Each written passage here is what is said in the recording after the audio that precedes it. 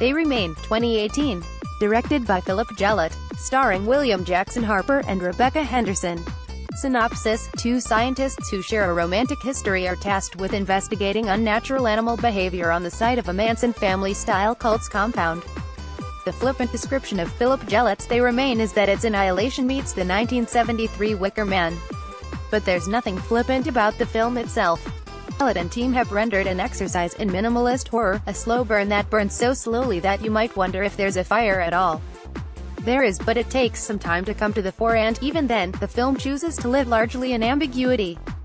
Based on the short story -30 by noted horror author Laird Barron, They Remain creates an uncanny atmosphere by adding to and altering parts of the natural landscape. Gelatt smartly shifts the location from a California desert to a dense, verdant forest tinged with autumn colors. This allows for the changes in nature to be assorted and partially concealed. Jessica discovers what looks like the twisted horn of a long-dead, and massive, animal. Ants in yellow jackets move in odd formations. Also, quick, jagged visions of the cult that occupied the land are spliced in, clashing with the richly textured forest shots as well as the antiseptic geometry of the scientists' tents.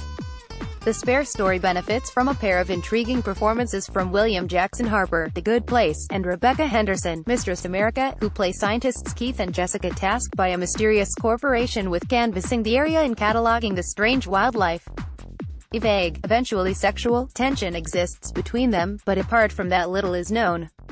Both Harper and Henderson take advantage of the cipher-like nature of their characters and turn in performances that keep the viewer uneasy with their actions and unsure of their motives. The cinematography by Sean Kirby, who shot documentaries like Zoo and The Gits, is powerfully evocative and does a lot to define the world that Keith and Jessica study. Often, the characters, particularly Keith, are framed with lots of headspace, creating a dwarfing effect. In one memorable shot that echoes the film's poster, Keith is wreathed by foliage so that it takes a beat to even notice him. As Keith sets up cameras and takes samples, Jessica stays behind in the compound, presumably conducting experiments. We stay dialed into Keith's perspective over the course of the film as he finds the desiccated, mutated corpses of animals and later an unmarked necropolis of ancient human bones. All of this, understandably, makes him increasingly uneasy. Since everything is filtered through his point of view, when he begins to suspect Jessica of having ulterior motives, it is unclear whether he is an unreliable narrator or not.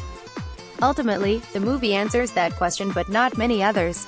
The performances, atmosphere, look and score, an unnerving and varied collection of taps and clicks coupled with lilting dirges, are enough to recommend They Remain.